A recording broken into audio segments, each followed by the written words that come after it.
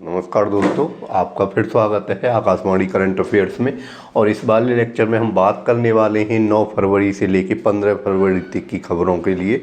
और ये खबरें हैं जैसा कि आप जानते हैं, जो कि भारत की जो आकाशवाणी समाचार हैं उसमें जो खबरें रही हैं और किसी भी एग्ज़ाम के लिए बहुत इम्पोर्टेंट होती हैं। खबरें बहुत छोटी छोटी होती हैं, लेकिन छोटी जो आप जानते हो कि बूंद बूंद से ही घड़ा बनता है। अगर ये छोटी छोटी खबरों को आप अपने ध्यान में रखते हो तो बड़े बड़े क्वेश्चन इन्हीं खबरों से आप सॉल्व कर पाओगे अपने एग्ज़ाम में। तो इसलिए बहुत इंपॉर्टेंट है। तो इस वजह से इस लेक्चर को आप इम्पोर्टेंस दीजिए, लाइक एंड शेयर भी कीजिए। और देख लेते हैं आप 9 से 15 फरवरी तक की खबरों को। तो मैं काफ़ी मेहनत करके और इम्पोर्टेंट खबरें ढूंढ के आपको ये नोट्स बनाता हूँ और आपके लिए तैयार करता हूँ। तो मुंबई में एक संगीत रोड बना है, सबसे पहले बात कर लेते हैं। संगीत रोड आपको सुनने में बड़ा ही अचरज हो रहा होगा, संगीत रोड कैसा होता है। तो देखो, संगीत रोड की जो खूबी है कि अगर उसके ऊपर आप चलोगे या अपनी गाड़ी चलाओगे तो वहाँ पे हल्का हल्का म्यूजिक बजेगा और वो उस म्यूजिक में आपको जय हो की जो हमारा गाना है वो आपको सुनाई देगा। तो इस तरह से आपकी यात्रा सुखमय हो। जिस तरह से आज की लाइफ स्टाइल है, लोगों की टेंशनफुल ज़िंदगी जी रही है दुनिया, तो उसके लिए इस तरह के इनोवेटिव किए जा रहे हैं। तो ये काफ़ी इम्पोर्टेंट है और एग्ज़ाम में पूछे जाने के लिए बहुत ही योग्य है। इस तरह के और भी कुछ इनोवेशन देखने को मिल रहे हैं आपको, जैसे यूपी के बाराबंकी में कुछ समय पहले आपने देखा होगा कि एक डिजिटल रोड बनाया गया है। डिजिटल रोड वहाँ पे तुम्हें आपको नेट से लेके और सारी जो ब्रॉडबैंड जैसी सुविधाएं उस रोड पे आपको मिलने वाली हैं। तो कुछ ऐसे प्लास्टिक रोड बनाए जा रहे हैं प्लास्टिक कचरे से। तो ये आपको इम्पोर्टेंट चीज़ें हैं जो आपको याद रखनी है। तो फिलहाल के लिए आपको है कि संगीत रोड कहाँ पे बनाया गया है, ये मुंबई में बनाया गया है। 13 फरवरी को आपको पता होगा रेडियो दिवस मनाया जाता है। रेडियो आपको जानते हो कि समाचार का सबसे पहला और सबसे इम्पोर्टेंट माध्यम रहा है। भूमिगत रेडियो हमारे, आपको पता होगा कि हमारे स्वतंत्रता आंदोलन में ऐसे भारत छोड़ो आंदोलन के समय भी चलाया गया था। तो इस तरह की जो चीज़ें हैं रेडियो। और दूसरी बात यह है, रेडियो ग्रामीण क्षेत्र तक पहुंचने वाला पहला समाचार संचार माध्यम था। लोग इसे आज भी वहाँ पे बहुत पसंद किया जाता है। आकाशवाणी जो समाचार हैं वो रेडियो के ही माध्यम से लोगों के पास तक पहुँचते हैं और बिल्कुल रूट ग्रामीण स्तर तक वो समाचार लोगों के पास तक पहुँच जाते हैं। तो रेडियो दिवस ये 13 फरवरी को मनाया जाता है, आपको याद रखना है। और जो रेडियो दिवस की जो शुरुआत है वो कब हुई थी, 1886 में यूएनओ ने इसको मान्यता दी थी कि भाई 13 फरवरी को हम क्या मनाएंगे, रेडियो दिवस मनाएंगे। दिल्ली में ये दिल्ली राज्य सरकार का एक खेल महाकुंभ है, वहाँ पे सब तरह तरह के खेल आयोजित किए जा रहे हैं। तो ये आपको याद रख लेना, क्योंकि महाकुंभ जैसा नाम इससे जोड़ दिया है तो लोग कंफ्यूज हो सकते हैं। तो ये दिल्ली में हो रहा है, खेलों का है।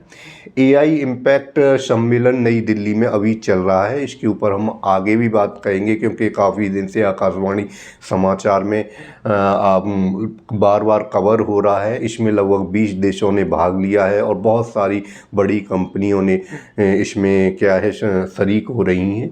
और प्रधानमंत्री नरेंद्र मोदी ने इसे भारत मंडप में इसका उद्घाटन किया है। 5 दिन तक चलने वाला ये सम्मेलन है। आगे भी इसमें अगर कुछ इम्पोर्टेंट डिसीजंस होंगे तो मैं फिर अगले वीडियो में फिर कवर करूँगा इसको। फ़िलहाल आपको ये याद रखना है कि ये नई दिल्ली में चल रहा है फ़िलहाल। और आपको पता होगा एआई के बारे में क्या है, आर्टिफिशियल इंटेलिजेंट है जो कि कंप्यूटर और संचार आईटी के माध्यम में एक क्रांतिकारी जो टेक्नोलॉजी है वो आई है। एआई के माध्यम से ही आप सब कुछ कर सकते हो, यहाँ तक कि आप वीडियो बना सकते हो, प्रोग्रामिंग कर सकते हो, बहुत सारी चीज़ें। फेक वीडियो, डीप वीडियो जो बन रहे हैं वो सब एआई के माध्यम से ही बन रहे हैं। तो ये इसके ऊपर क्या है, अभी कुछ जो विशेषज्ञ हैं इसको मानव जाति के लिए खतरा भी बना रहे हैं, रोजगार के लिए भी खतरा बना रहे हैं। तो इसके ऊपर बार बार अभी सम्मेलन होंगे और किस तरह से इसे मानव को विनाशकारी माध्यम की जो है इसको हटाने के और किसको इसे मानवीय ज़िंदगी को अधिक सुविधाजनक बनाने के लिए इसका उपयोग किया जा सके, इसी के ऊपर मंथन चल रहा है। आगे देखते हैं इसमें क्या डिसीजन होते हैं। तो फिलहाल आपको इसके बारे में नज़र रखनी है और आपको भी समाचार पत्रों में इसके बारे में कुछ खबर मिलती है तो आप पढ़ते रहा करो। मैं बात कर लेता हूं अगली खबर की। अगली खबर ये है कि बांग्लादेश में बीएनपी, आपको पता हुआ कुछ समय पहले खाल जो आपकी खालिदा बेगम है वहाँ पे निधन हुआ था, जिसमें भारत के विदेश मंत्री भी शरीक हुए थे। तो उन्हीं के बेटा हैं तारिक रहमान, उनकी पार्टी बांग्लादेश में अभी सरकार बना रही है, उनको चुनाव में बम्पर जीत मिली है। आपको बांग्लादेश हमारा पड़ोसी देश है, आपको पता है 1971 में इसका निर्माण इंदिरा गांधी ने ही किया था। और वहाँ पे अभी कुछ कट्टरपंथियों ने उस देश को, ऐसा लगा था कि उस देश को अपने कब्जे में ले लिया है, और वो बार बार वहाँ पे हिंदू अल्पसंख्यकों के ऊपर हमला कर रहे थे। बहुत सारे केसेस हुए, भारत ने यूएनओ तक में इस चीज़ के लिए आपत्ति जताई कि भाई हिंदुओं का वहाँ पे नरसंहार नहीं होना चाहिए। तो तारिक रहमान जो हैं एक, आप ऐसे कह सकते हो कि ये बिल्कुल कट्टरपंथी नहीं है, थोड़े से लिबरल हैं, ज़्यादा कट्टरपंथ को वो नहीं देते ये। तो उन्होंने वहाँ पे अभी सरकार बनाई है, और भारत के लोकसभा अध्यक्ष उनकी शपथ ग्रहण समारोह में शामिल भी हुए, ओम बिरला। अब देखते हैं कि भारत के उनके साथ कैसे संबंध रहते हैं।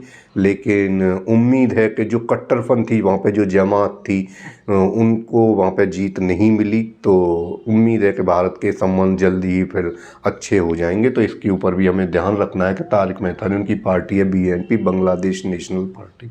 ठीक है, इस तरह से 15 फरवरी तक की खबरों को मैंने इसमें कवर किया है। आप एक बार देख लीजिए और बताइए आपको क्या अच्छा लगा।